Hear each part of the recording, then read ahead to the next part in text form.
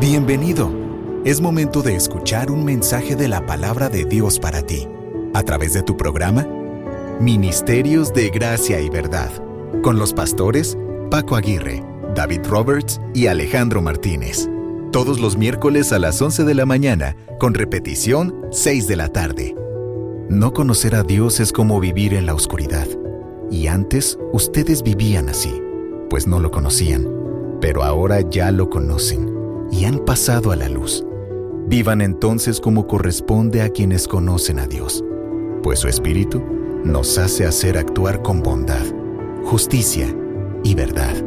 Efesios 5, versículos 8 y 9. ¡Comenzamos! Dice así la palabra de Dios, Efesios capítulo 6, versículos 10 al 20. Lo leo en la Nueva Biblia de las Américas. Por lo demás, fortalezcanse en el Señor y en el poder de su fuerza. Revístanse con toda la armadura de Dios para que puedan estar firmes contra las insidias del diablo. Porque nuestra lucha no es contra sangre y carne, sino contra principados, contra potestades, contra los poderes de este mundo de tinieblas, contra las fuerzas espirituales de maldad en las regiones celestes. Por tanto, tomen toda la armadura de Dios para que puedan resistir en el día malo, y habiéndolo hecho todo, estar firmes. Estén pues firmes, ceñida su cintura con la verdad, revestidos con la coraza de la justicia y calzados los pies con la preparación para anunciar el evangelio de la paz. Sobre todo, tomen el escudo de la fe, con el que podrán apagar todos los dardos encendidos del maligno. Tomen también el casco de la salvación y la espada del Espíritu, que es la palabra de Dios. Con toda oración y súplica, oren en todo tiempo en el Espíritu, y así velen con toda perseverancia y súplica por todos los santos. Oren también por mí, para que me sea dada palabra al abrir mi boca, a fin de dar a conocer sin temor el misterio del Evangelio, por lo cual soy embajador en cadenas, que al proclamarlo hable sin temor como debo hablar. Vamos a orar. Señor, te damos gracias que nos concedas una vez más estar delante de ti. Que seas tú, Señor, quien ha movido nuestros corazones, quien ha producido en nosotros el querer como el hacer por tu buena voluntad. Señor, que tú nos das las palabras para adorarte, alabarte y exaltarte. Señor, que en todo seas tú glorificado por Jesucristo. Y rogamos, Señor, que hables a nuestros corazones hoy y que uses la debilidad de cada uno de tus siervos que tomamos este púlpito. Úsala de este que habla, Señor. Glorifica, Señor, tu nombre y el nombre de tu Hijo, y que el Espíritu Santo alumbre nuestro entendimiento para comprender y para aplicar tu verdad en nuestras vidas. Te lo rogamos en el nombre de nuestro Salvador, tu Hijo Cristo Jesús. Amén. Hermanos, vamos a continuar con la parte práctica de la epístola a los Efesios, y hemos visto que el Señor nos llama a un andar distinto al mundo, en virtud de todo lo que Dios ha hecho y nos ha dado por Cristo, en nuestra unión con Cristo. La carta a los Efesios, los primeros 3 capítulos, nos hablan de todas las bendiciones espirituales y la riqueza que Dios ha derramado sobre los que han puesto su confianza en su Hijo Cristo Jesús. Nos ha hecho sus hijos, desde antes de la fundación del mundo nos predestinó para ser de Él, y ha derramado, hermanos, innumerables bendiciones que hoy disfrutamos al estar unidos a Cristo. Pero esas bendiciones, esos privilegios conllevan también una responsabilidad, conllevan también un andar digno de la vocación con que hemos sido llamados. Es lo que Pablo dice en Efesios 4:1. Les ruego que anden de una manera digna del llamamiento de Dios. Y en el 4:17 nos dice, ya no anden como los que no conocen a Dios. En el 5:1 nos dice, sean imitadores de Dios como hijos amados. Y continúa el apóstol diciéndonos, cuando llegamos al capítulo 5, versículo 18, nos dice, no se embriaguen con vino, le dice a los efesios, sino sean llenos del Espíritu Santo. Cuando comprendemos el contexto de los efesios, que ellos en el templo de Diana, en su ciudad, parte de la adoración era llegar a la embriaguez. Y Pablo les está diciendo, no lleguen a ese extremo y no sean controlados por el alcohol, sino sean controlados por el Espíritu Santo. Sean llenos del Espíritu Santo, sean guiados por el Espíritu Santo, y eso es una responsabilidad que tenemos todos los que hemos creído en Cristo. Entonces el Señor nos dice por el medio del apóstol que todos los creyentes somos santos, fuimos apartados para Dios y para su servicio, somos siervos del Señor. Pablo dice en Efesios capítulo 6, versículo 6, que somos siervos de Cristo, esclavos de Cristo para servirle a Él. Pero también somos soldados. Y Pablo ahora nos habla de la armadura del creyente, de la armadura de ese soldado. Pablo nos dice también en otras cartas, le dice a Timoteo, segundo a Timoteo 2:3, sufre penalidades conmigo como buen soldado de Jesucristo. También le dice a Timoteo, ninguno que milita se enreda en los negocios de este mundo a fin de agradar a aquel que lo enlistó en el ejército. Y nosotros, hermanos, hemos sido enlistados y llamados por el Señor para ser sus soldados. Y hermanos, Dios quiere vencer a su enemigo por medio de nosotros. Y por ello, la vida cristiana fiel es una batalla. Cuando leíamos que tenemos un enemigo que es poderoso, es un enemigo que está bien organizado, que está en jerarquías, principados, potestades. Y algunos comentaristas dicen que hay dentro de toda el conjunto de seres angélicos demoníacos, quienes se encargan de estar influyendo en los gobiernos mundiales, en el liderazgo, quienes se encargan de estar oprimiendo a las personas, quienes se encargan de estar promoviendo la adoración a Satanás y muchas cosas, hermanos. Es una diversidad enorme. Y el Señor nos dice que hay un enemigo que tenemos que es poderoso, que está organizado. Pero hermanos, esta guerra que nosotros tenemos llega a una escala máxima, hermanos, porque cuando Dios comienza a bendecir, entonces Satanás empieza a atacarnos. Y si estamos andando como es digno de la vocación con que hemos sido llamados, entonces podemos estar seguros que vamos a tener esa oposición y conflicto, hermanos. Y la batalla no se hace, hermanos, más fácil a medida que crecemos, a medida que maduramos, a medida que vamos avanzando en la vida cristiana. Realmente es lo contrario. Realmente es lo contrario, porque Satanás va a intensificar sus fuerzas contra aquellos que continúan sirviendo al Señor de manera más efectiva. Ahora bien, Satanás siempre ha atacado a la iglesia, hermanos, a lo largo de la historia de la iglesia, y las cartas que vemos en Apocalipsis capítulos 2 y 3 nos dan un ejemplo de cómo ha sido el ataque de Satanás hacia con la iglesia. Y la primera carta que vemos ahí es la carta a Éfeso, curiosamente. El Señor le escribe a la iglesia en Éfeso. Ellos eran creyentes activos en buenas obras, perseverantes, intolerantes al pecado, opuestos a la enseñanza falsa, y habían soportado con paciencia las penalidades por causa de Cristo. Sin embargo, hermanos, habían dejado su primer amor. El Señor le dice a los efesios: tengo algo contra ti. Yo sé que has hecho muchas obras, eres una iglesia evangelizadora, te has esforzado, eres celoso de la doctrina, pero tengo algo contra ti. Has dejado tu primer amor. Si pudiéramos parafrasear eso, has dejado de amarme a mí y de amar a tus hermanos.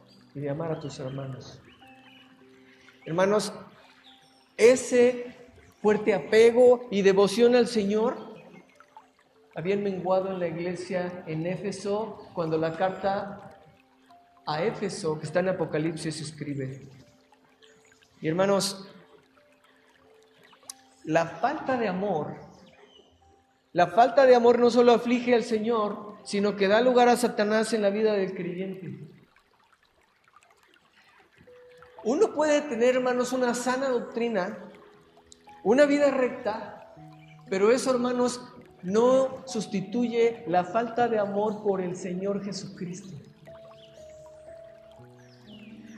Cuando un creyente o un cuerpo de creyentes pierde su sentido profundo del amor por el Señor, ese creyente o esa iglesia está al borde del desastre espiritual.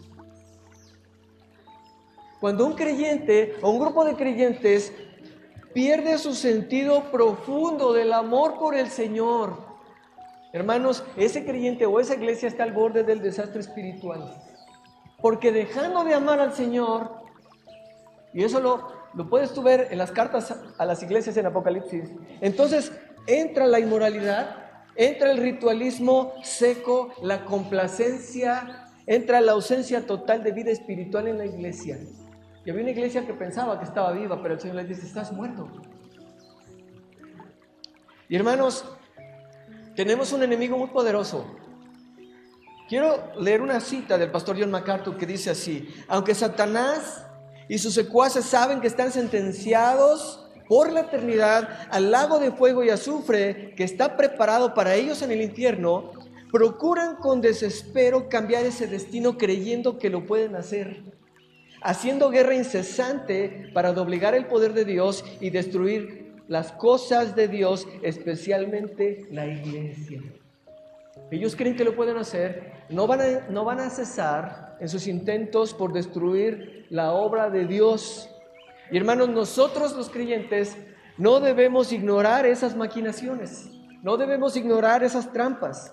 Y por eso es que el apóstol Pablo comenzó en la carta a los Efesios capítulo 6, versículo 10, con este imperativo. Nos dice, fortalezcanse en el Señor y en el poder de su fuerza. Y en otras palabras, hermanos, la única fuerza espiritual que nosotros tenemos es el Señor mismo. La única fuerza espiritual que tenemos es el Señor mismo y nos debemos fortalecer en Él. Pero la pregunta que es, ¿y cómo hacemos eso? Bueno, la respuesta es, hermanos, en la vida devocional, en cultivar tu amor por Cristo. Mira, cuando tú vas al Salmo 18 y ves cómo David comienza ese salmo y le dice, te amo, Jehová, fortaleza mía, roca mía, castillo mío y mi libertador. Y 7 metáforas de lo que Dios es para David. Y nosotros tenemos, hermanos, que aprender esas cosas y decirles de corazón. ¿Tú amas al Señor de verdad? ¿Lo amas y estás dispuesto a sujetarte a Él, a tu Señor? Hermanos, miren, el diablo es demasiado fuerte y debemos considerarlo muy peligroso, de modo que siempre nosotros estemos solamente confiados en la fuerza del Señor. Y como el hombre que haya su fortaleza en Cristo, en Dios, o déjenme decirlo de esta manera, como el hombre haya su fortaleza más grande al confiar en Dios, entonces el objetivo de Satanás es que hacer que el hombre desconfíe de Dios. Entonces Satanás va a tratar de atacar al creyente de muchas maneras. Mira, voy a mencionar algunas nada más. Va a tratar de convencer a los hombres de que Dios no es digno de confianza, de hacerles negar la palabra de Dios y hacerles creer que Dios les miente. ¿Y te recuerda algo eso? Génesis 3. Es lo que hizo Satanás con Eva. Pone en duda la veracidad de Dios. Dice, Dios no es digno de confianza. No le creas a su palabra. ¿Te está mintiendo? Bueno, y cuando un creyente duda de la bondad, del amor, del poder, de la gracia, de la misericordia, de la suficiencia de Dios, entonces se pone del lado de Satanás en su contradicción contra Dios, en su acusación contra Dios. Y Satanás, hermanos, también va a atacar la veracidad y la suficiencia de las Escrituras. Vamos a escuchar por ahí decir, no, la Biblia no es suficiente, no, la Biblia contiene errores. Va a estar atacando así. Otro aspecto en que ataca Satanás es que va a generar problemas en nuestra vida y va a tratar, hermanos, de tentarnos a abandonar la obediencia a las normas y al llamado de Dios. Entonces, su táctica más extrema, que es la persecución. Porque cuando estamos aquí cantando no hay problema, ¿verdad? Pero ¿qué va a pasar cuando un día en la calle veas tu pellejo en riesgo? Y entonces viene la hora de la verdad. Pero Si Satanás no logra desalentarnos por la persecución, puede cambiar su estrategia y entonces lo que hace es que hace la vida cristiana más fácil. Porque el gran problema es que sin penalidades, sin sufrimientos, entonces nosotros nos vamos a sentir tentados a ya no depender del Señor. Vamos a perder el sentido de dependencia del Señor. Y otra manera como Satanás ataca a los creyentes, nos tienta por medio de la confusión y la falsedad doctrinal y trata de convencer a los creyentes que la Biblia es difícil de entender. Híjole, no la entiendo. Pues mira, mejor ni la leo, menos la estudio, ya ni lo voy a intentar. Entonces, pone en nosotros esa idea errónea de que la Biblia no la podemos entender. Y lo que sucede es que muchos se convierten en ovejas de falsos maestros y están siendo ahí desviados del camino. Pero Satanás también se opone, hermanos, en el servicio al Señor cuando hay una vida y un servicio fiel y efectivo. Pablo le decía a los tesalonicenses en 1 Tesalonicenses capítulo 2, versículo 18: muchas veces quise ir a ustedes, pero Satanás nos estorbó, Satanás nos lo impidió, se opone, hermanos. En otras ocasiones lo que va a hacer Satanás es provocar divisiones en la iglesia, y por eso es que el Señor Jesús oró con tanta insistencia por la unidad de su iglesia, y nos dice que seamos solícitos en guardar la unidad de la iglesia. Y es que, hermanos, el enemigo sabe que Dios no puede trabajar efectivamente a través de un cuerpo de creyentes que no están dispuestos a trabajar con amor entre sí. En otras ocasiones nos va a intentar llevar a que confiemos en nuestros propios recursos, en nuestras propias fuerzas, a que se haga la obra del Señor en nuestras fuerzas. Y hermanos, nos va a intentar llevar a no confiar en aquel que nos da la palabra y la hace efectiva. E incluso nos puede hacer pensar que confiamos porque conocemos de la Biblia. Hermanos, pero si no confiamos día tras día en la dirección y la provisión de Dios, viviendo con una fe constante, con una oración dependiente, entonces somos soldados de Cristo que estamos vulnerables a los ataques del enemigo. Satanás también va a llevar a los creyentes tentándolos a la hipocresía. Bueno, ¿cómo es esto de la hipocresía? Bueno, por un lado habrá incrédulos religiosos y por otro lado habrá creyentes desobedientes. Escuchamos la palabra de Dios, nos gusta venir, pero después ya nada hacemos al respecto.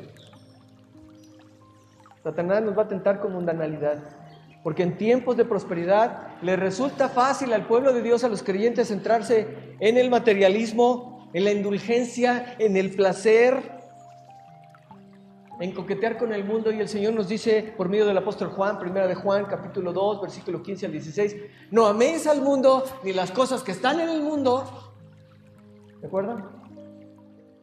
Somos llamados a no amar el mundo, hermanos, pero al final todas estas cosas que acabo de mencionar se resumen en una de las maneras que Satanás ataca a los creyentes, y es llevándoles a simplemente desobedecer la palabra de Dios.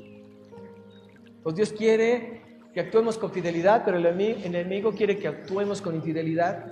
Dios quiere que seamos creyentes con una conducta moral, de acuerdo a su palabra. Satanás va a tentar a la inmoralidad. El Señor quiere que le vemos con verdad. Satanás va a intentar llevarnos a la mentira. El Señor nos llama a amarnos. Satanás va a tentarnos hacia el odio. Y así, hermanos, no estar contentos con lo que tenemos, sino a codiciar. No a vivir por fe, sino a vivir por vista. Así que, hermanos, debemos ser conscientes de estas estrategias, de estas estratagemas, de estos métodos, de estas formas que Satanás hace y usa para apartarnos de la sincera fidelidad a Cristo. Y hermanos, nosotros no sabemos en qué momentos nos va a atacar, ni cómo, ni cuándo. Por eso nosotros somos exhortados a ponernos toda la armadura de Dios en todo tiempo. Ahora, cuando vamos al pasaje versículo 13a, lo que vamos a ver es, hermanos, la provisión de Dios. Versículo 13b, el propósito de Dios.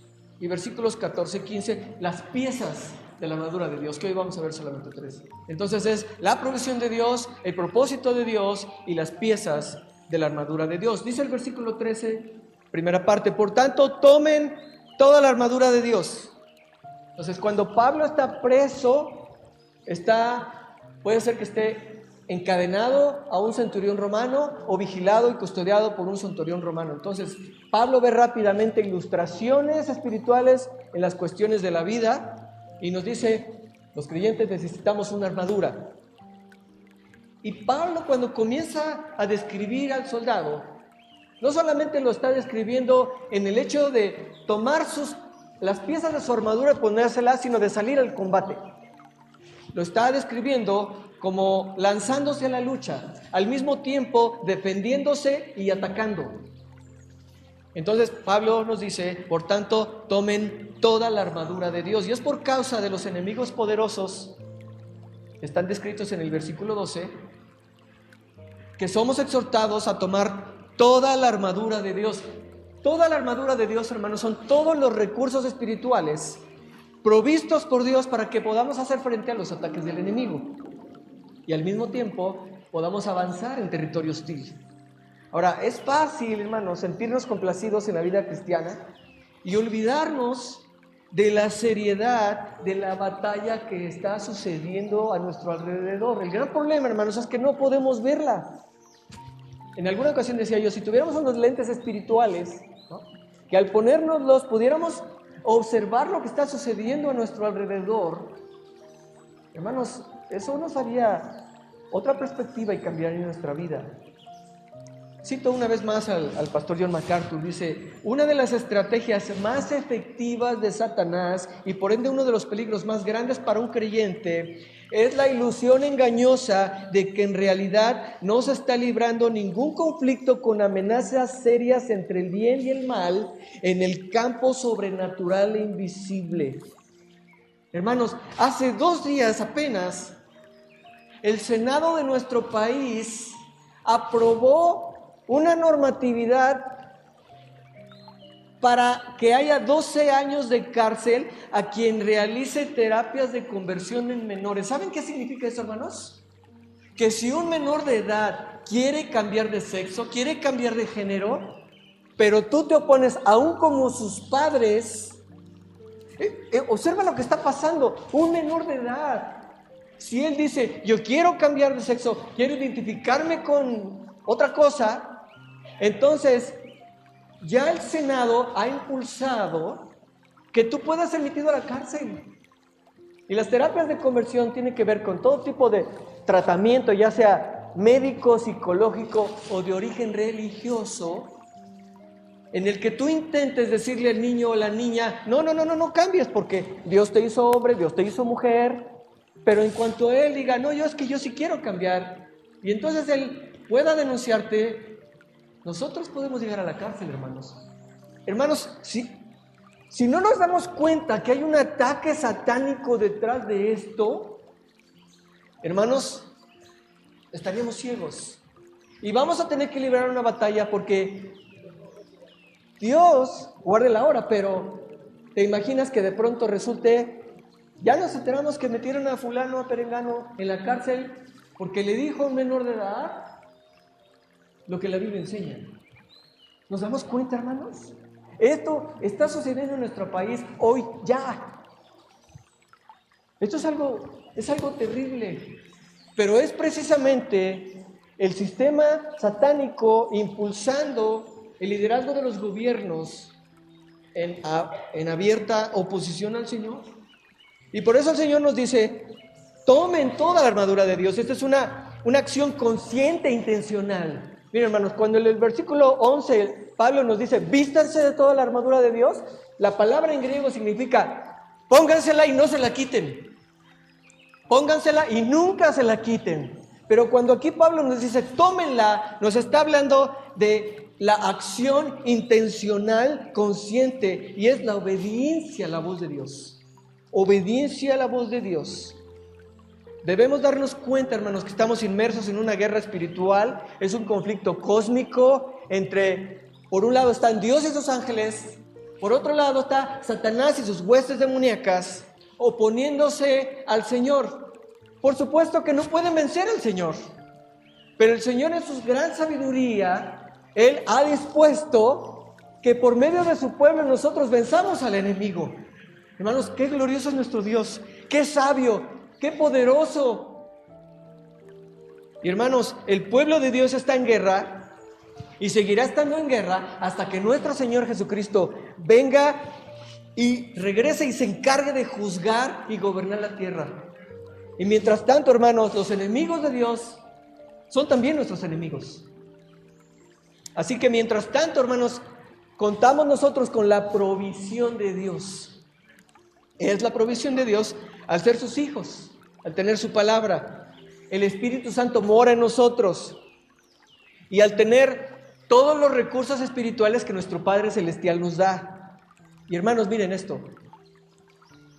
Dios es nuestra fortaleza, ¿verdad? Él es nuestra fortaleza.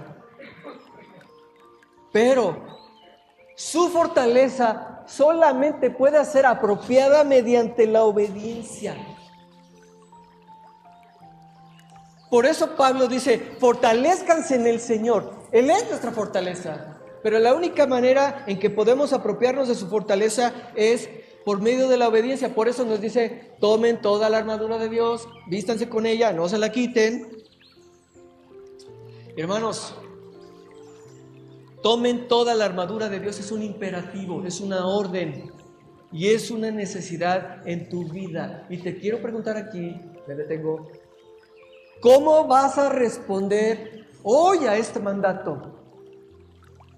El Señor te dice, toma toda la armadura de Dios. ¿Cómo vas a responder hoy a este mandato? No solamente hoy, me refiero de aquí en adelante. ¿Y por qué quiere el Señor, o para qué quiere el Señor que nosotros tomemos toda su armadura? Bueno, pasamos al segundo punto, que es el propósito de Dios, versículo 13, segunda parte. Y dice así, para que puedan resistir en el día malo y habiéndolo hecho todo, estar firmes. Entonces, esta provisión que Dios nos ha dado tiene un propósito. ¿Para qué? Para que puedan resistir en el día malo y habiéndolo hecho todo, estar firmes. Ahora, ¿qué significa resistir? Resistir significa mantener una posición firme en contra del enemigo. Una posición firme. Pero estar firme significa permanecer de pie en esa posición, no caídos y derrotados. Uno tiene que ver con la actitud y otra tiene que ver con después de la batalla, ¿qué pasó? Hermanos, ¿qué es el día malo? Bueno, Pablo dice en Efesios 5:16, aprovechen bien el tiempo porque los días son malos. ¿Cuántos días tenemos para vivir? Hoy. ¿Cuándo es el día malo? Hoy. Desde la caída del hombre en el pecado, cada día malo de la humanidad es un día malo, hermanos. Es un día malo y seguirá siendo malo hasta que el usurpador, el enemigo de nuestras almas y sus secuaces sean arrojados para siempre en el abismo eterno y en el lago de fuego. Pero mientras tanto, el Señor nos da el poder para resistir en el día malo a medida que aprovechamos la armadura que Él suministra por su gracia. Pero aquí también Pablo tiene en mente que este día malo es el día cuando el conflicto alcanza una mayor intensidad. Y entonces que después que se disipa el humo del conflicto, nosotros nos hallemos de pie, firmes. Entonces el día malo, hermanos, también puede referirse a cualquier momento en que el enemigo se abalanza contra nosotros con mayor ferocidad. Ahora, ¿dónde vemos eso, hermanos? Bueno, lo vemos cuando él mismo, Satanás, ataca a nuestro Señor Jesucristo en el desierto, ¿se acuerdan? El Señor había pasado 40 días, tenía hambre, viene Satanás y lo tienta. ¿Y con qué lo tienta? Dice, tienes necesidades, satisfácelas. ¿Y con qué más lo tienta? Con la misma palabra de Dios. Siempre la cita y la cita mal, la tergiversa. Pero hermanos, este ataque del enemigo parece venir a veces como en oleadas que van y vienen. Dice Lucas 4:13 que cuando el diablo hubo acabado toda tentación, se apartó del Señor por un tiempo, se apartó hasta hallar otra oportunidad de volverlo a atacar. Y así será, hermanos, en nuestro caso. Cuando leemos el libro de Job, vemos cómo Job fue atacado, capítulo 1. Él no entendía, no sabía lo que estaba sucediendo en la corte celestial, pero Job fue atacado, hermanos, en su familia, en sus bienes, en su propia salud. ¿Qué sucedió con Pedro? El Señor le dijo en Lucas 22:31, Pedro, Satanás ha demandado zarandearlos a ustedes como a trigo, pero yo he rogado que tu fe no falte. Nosotros no sabemos, hermanos, cuándo el enemigo va a pedir zarandearnos como el trigo.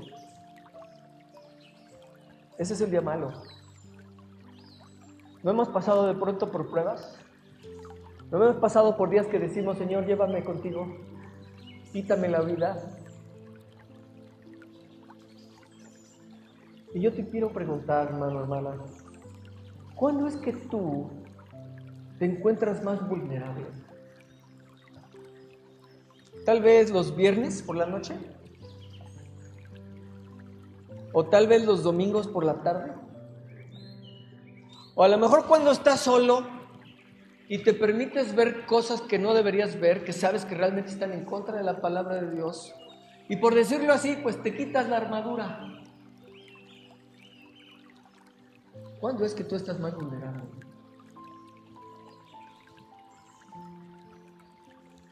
Continúa el texto diciendo, para que puedan resistir el día malo y habiéndolo hecho todo, estar firmes. ¿Qué significa habiéndolo hecho todo, estar firmes? ¿A qué se refiere? Bueno, por un lado, hermanos, ¿cuál es nuestra responsabilidad? Resistir y estar firmes, ¿no? Pero por otro lado, cuando el Señor dice, habiéndolo hecho todo, conlleva la idea de haber salido de una batalla, de haber salido del conflicto. Miren lo que dice Efesios 6:13 nuevamente, pero lo voy a leer en la Nueva Traducción Viviente. Por tanto, pónganse todas las piezas de la armadura de Dios para poder resistir al enemigo en el tiempo del mal. Así, después de la batalla, todavía seguirán de pie, firmes.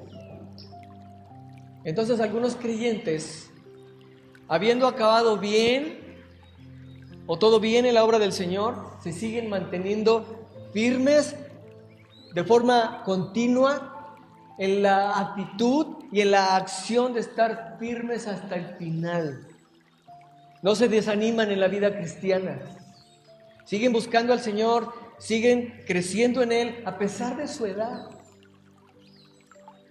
Estaba leyendo una anécdota que en Irlanda, hace muchos años, hubo unas campañas evangelísticas donde 3 hombres participaron. Estos 3 evangelistas o ministros fueron muy usados por Dios. Mucha gente se convirtió. Uno de esos que se convirtieron llegó a ser pastor. Tiempo después él preguntó por aquellos 3 hombres y quien sabía de ellos le dijo, mira, uno de ellos apostató de la fe. Otro de ellos murió siendo un alcohólico. Solamente uno de ellos permaneció fiel. Entonces, hermanos, hay algunos que comenzaron bien y acabaron mal. Y vemos muchos ejemplos, ¿no? Muchos ejemplos en el ambiente cristiano, ¿no? De personas que escribieron libros que fueron utilizados por el Señor y de pronto hacen un anuncio, me divorcio de mi esposa, apostato de la fe, ya no soy más cristiano. O de pronto nos enteramos de un apologeta famoso que era muy bueno, muy reconocido, pero pronto cuando muere resulta que era un hombre inmoral. Y hermanos, ¿qué va a suceder con nosotros en el paso de los años? ¿Nos vamos a mantener firmes? En la carta de Juan, segunda de Juan, capítulo 1, versículo 8, observan que dice Juan, a la iglesia: tengan ustedes cuidado para que no pierdan lo que hemos logrado, sino que reciban abundante recompensa. El apóstol Pablo también dijo, en 1 Corintios 9:27, no sea que habiendo yo sido heraldo, mensajero para otros, venga yo mismo a ser descalificado. Si algo le aterraba a Pablo, hermanos, es quedar descalificado de la carrera, perder su utilidad para Dios.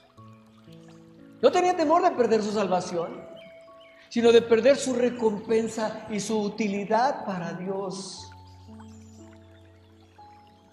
Hace rato cantábamos, hermanos, qué cantos tan preciosos. Cristo hizo todo ya por nosotros. Estamos seguros en Él. Y no obstante, hermanos, estamos en un peligro de caer en perder recompensas y perder nuestra utilidad para el Señor. Dice un teólogo: incontables hombres y mujeres han enseñado con fidelidad en una clase de escuela dominical por muchos años, o han dirigido a muchas personas a Jesucristo, o han pastoreado una iglesia, o han dirigido estudios bíblicos, o han ministrado a los enfermos y realizado toda clase de servicio en el nombre del Señor, tan solo para que llegue el día en que se den por vencidos, den la espalda a su trabajo y desaparezcan en medio del tumulto mundano. Las circunstancias en cada caso son diferentes, pero la razón debajo de esto es la misma. Decidieron quitarse la armadura de Dios y por esa razón perdieron el coraje, el poder y el deseo de permanecer firmes. ¿Dónde estaremos, hermanos, de aquí a 10 años? Unos a lo mejor ya estaremos con el Señor, ¿no? Ya estamos viejitos. Pero, hermanos, ¿dónde estaremos y cómo estaremos? Ahora, hermanos, ¿cómo resistimos nosotros al enemigo? Dice Santiago 4:7, por tanto, sométanse a Dios, resistan al diablo y huirá de ustedes. Dice Santiago en ese mismo pasaje: acérquense a Dios, limpien sus manos, purifiquen sus corazones, confiesen sus pecados, abandonen sus pecados, humíllense en la presencia de Dios. Humíllense. Pero también nos dice 1 Corintios 10:13, no les ha venido ninguna tentación que no es humana, pero fiel es Dios, que no nos va a dejar ser tentados más de lo que podemos resistir. Nos va a dar la salida para que podamos soportar. Por tanto, hermanos, someternos a Dios, resistir al diablo para que huya de nosotros, tiene que ver con una sumisión voluntaria y consciente a la autoridad de Dios como el regidor soberano de nuestras vidas. Tiene que ver, hermanos, con el rendir nuestra lealtad total al Señor y obedecer sus mandatos y su dirección soberana. Una persona humilde rendirá su lealtad a Dios, obedecerá sus mandatos y seguirá su dirección soberana. Una persona humilde se va a someter a la autoridad de Dios.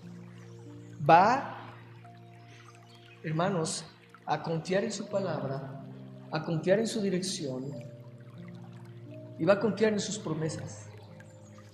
Porque 1 Corintios 10:13 nos dice que aunque vamos a ser tentados, aunque vamos a ser probados, no va a venir una prueba mayor a lo que podamos soportar, a lo que podamos resistir.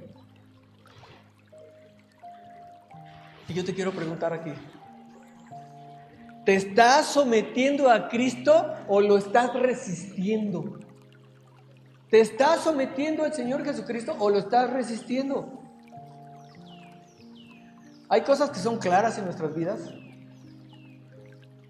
pero el apóstol Pedro nos dice: resistan al enemigo firmes en la fe, firmes en la confianza en Dios. Y hermanos, como decía hace rato, el enemigo nos va a atacar para que quitemos nuestra confianza en el Señor. Sus mentiras, sus engaños pretenden llevarnos a dudar del poder, del amor, de la sabiduría y de la bondad de Dios. Y yo te quiero preguntar ahora, ¿estás leyendo la palabra de Dios? ¿La estás estudiando y obedeciendo? ¿Y qué tal sus promesas? Cuando viene la prueba, ¿tienes una promesa para echar mano? ¿Te aferras a la palabra del Señor? Hace rato cantábamos, me aferro a Él, me aferro al Señor. Y cuando viene el conflicto en tu vida, ¿recuerdas sus promesas?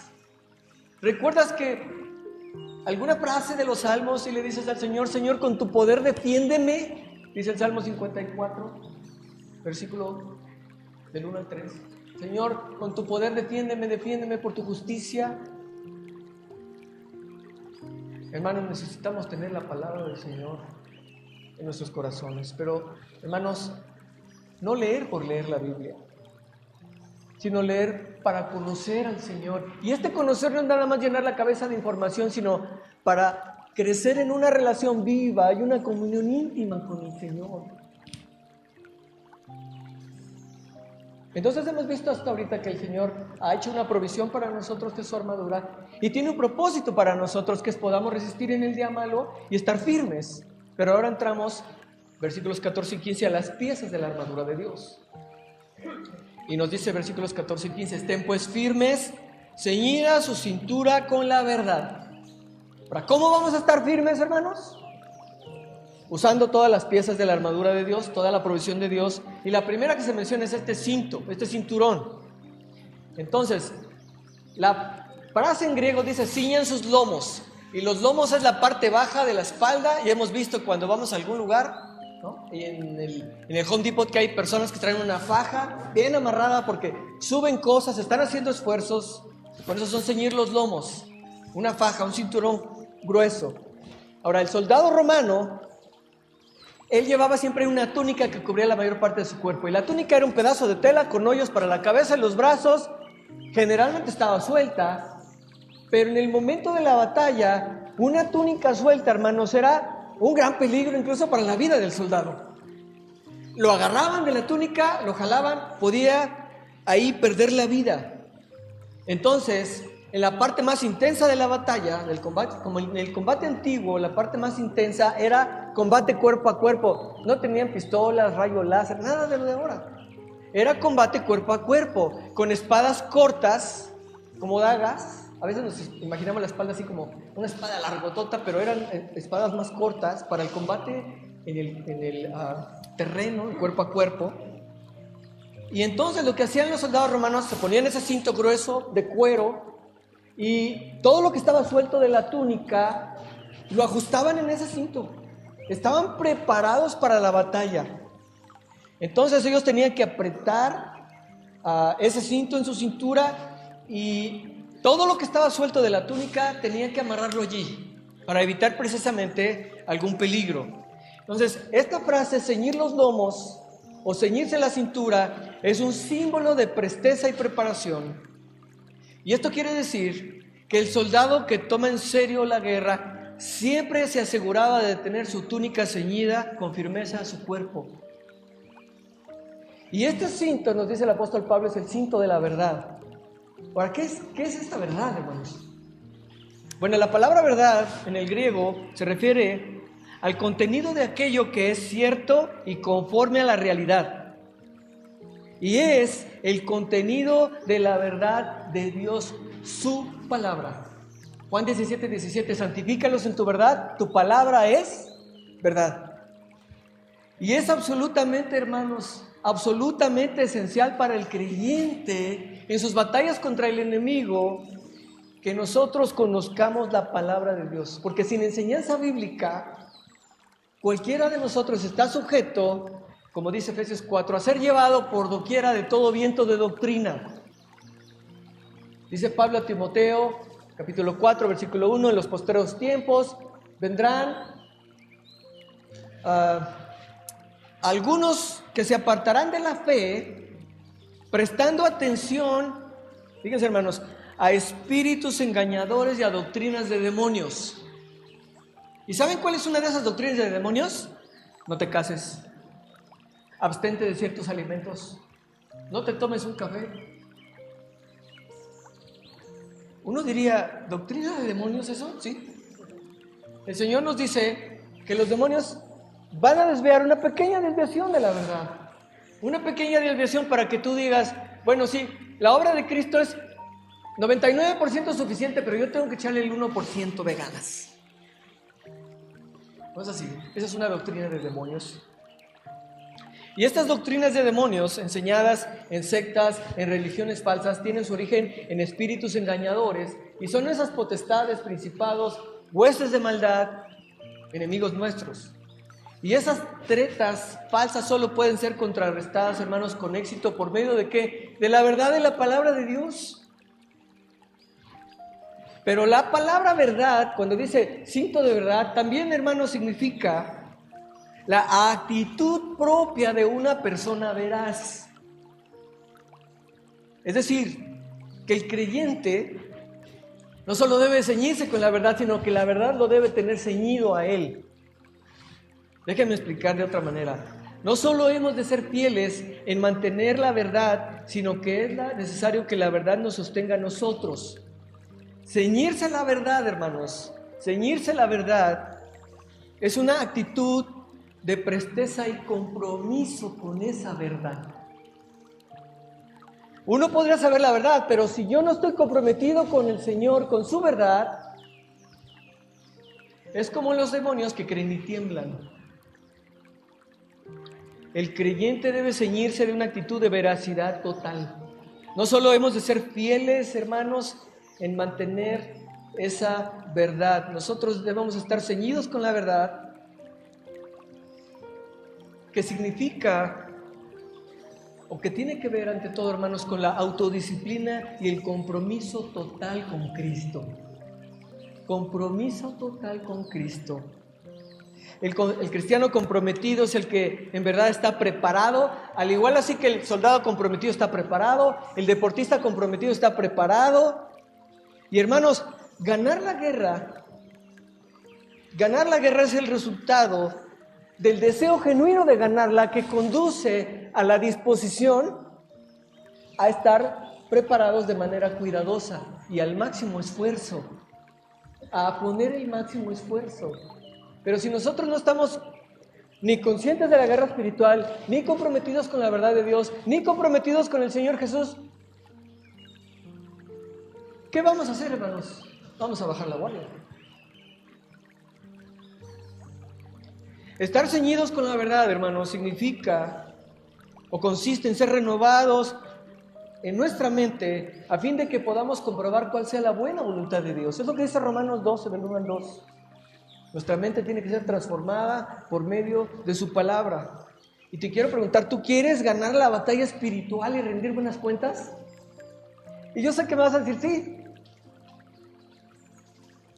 Si pregunto esto a alguien que me dijera, no, yo no quiero, así como que diríamos, tiene algún problema este hermano con su mente, ¿no? Pero te va a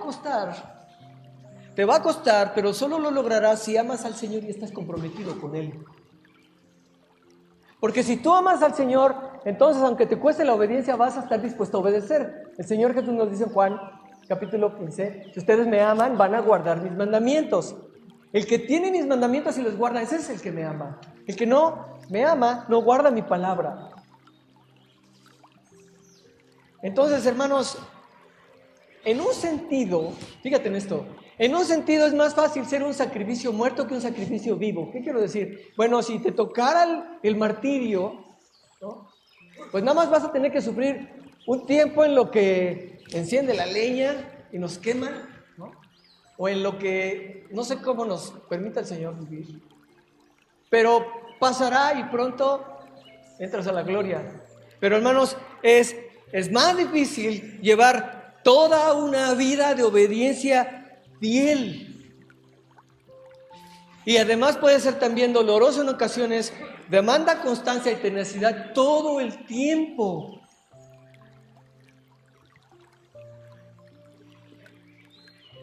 Hermanos, es más difícil llevar una vida de obediencia fiel. Es necesario, hermanos, que el amor y el conocimiento y el entendimiento de Dios crezcan siempre en nosotros. Y cuando crecen también aumenta nuestro compromiso con el Señor para hacer todas las cosas con excelencia. Y la meta última va a ser la gloria y la alabanza de Dios. Pero nosotros somos llamados a ser fieles. ¿Cuál es la segunda pieza de la armadura? Dice el texto, revestidos con la coraza de justicia. No había ningún soldado que saliera sin su coraza. Era una pieza amplia que cubría el pecho y la espalda, ya sea de cuero, de tela gruesa. Algunos eran de un metal forjado a la forma del cuerpo. Y el propósito es obvio, hermanos, es cubrir corazón, pulmones, intestinos, órganos vitales. Y es interesante, hermanos, que en el pensamiento judío de la antigüedad, el corazón representa la mente y la voluntad. El corazón representa la mente y la voluntad. Y las entrañas o las vísceras, ¿no?, los intestinos, representan las emociones y los sentimientos. Y hermanos, la mente y las emociones son donde más nos ataca Satanás. Son donde más ataca con mayor fiereza. El enemigo ha creado un sistema mundano, pecaminoso, y nos tienta, hermanos, para que nosotros concibamos malos pensamientos y sintamos emociones cerradas. Él quiere nublar nuestra mente. Quiere poner en nosotros ideas falsas, principios falsos, información falsa, desviarnos del Señor. Quiere confundir nuestras emociones. Y entonces cuando hay un conflicto con un hermano, cuando no estamos de acuerdo con alguien, las emociones se enardecen. Y digo, no, ya mejor ya no voy. Y la sincera fidelidad a Cristo queda hecha a un lado. El enemigo nos ha atacado. Hermanos, el enemigo desea arrancar la palabra de Dios de nuestra mente y suplantarla con sus propias ideas perversas. Procura destruir nuestra vida pura, reemplazarla con inmoralidad, con codicia, con envidia, con odio, con todo vicio. Él quiere, hermanos, que nosotros nos riamos del pecado, que no nos aflijamos por cometerlo, sino que lo excusemos antes de confesarlo al Señor para recibir su perdón. Y Satanás nos seduce para que nos acostumbremos tanto al pecado en nosotros y a nuestro alrededor, que ya deja de molestarle a nuestra conciencia. Y puede ser que tú estés en una situación que solo el Señor sabe, un pecado secreto. Pero tu conciencia ha dejado de molestarte tanto que no hay problema. Vas el domingo a la reunión, por la tarde, por la noche, vuelves a lo mismo. O estás en una situación, en una relación, que abiertamente el Señor ha dicho que no, que tienes que arreglar, pero no hace nada al respecto. Hermanos, ¿qué es esta justicia de la que habla esta coraza? Pablo no habla aquí de la autojusticia porque Dios aborrece la autojusticia. Pablo no habla aquí de la justicia que nos ha sido imputada por Cristo.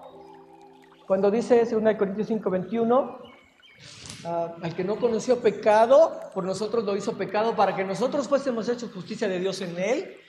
Si Dios ya nos ha dado la justicia de Cristo, ¿por qué nos dice que nos vistamos de otra justicia? Entonces no es esa justicia que Él nos ha imputado, que Él nos ha dado. Esta justicia tiene que ver con la obediencia, porque se nos manda vestirnos de la coraza de justicia. Y esta justicia, hermanos, la justicia que Cristo nos ha dado no nos protege de los embates del enemigo, sí nos protege del infierno. Pero la justicia que Cristo ya nos ha dado no nos protege de los embates del enemigo. Por eso nos dice, pónganse la coraza de justicia para que puedan estar firmes contra las acechanzas del enemigo. Entonces la coraza de justicia que nos ponemos para quedar vestidos con la armadura espiritual que nos protege de nuestro adversario es la justicia práctica de una vida vivida en obediencia a la palabra de Dios. Hermanos, es vestirse de la conducta justa del nuevo hombre.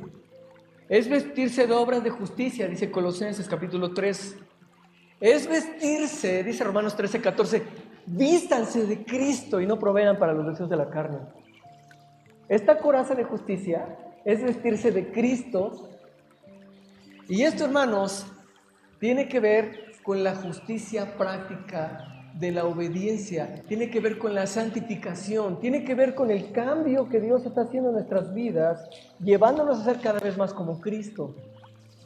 Miren, la justicia imputada, la justicia que Dios nos ha dado ya en Cristo, por su sacrificio, hace posible la justicia práctica.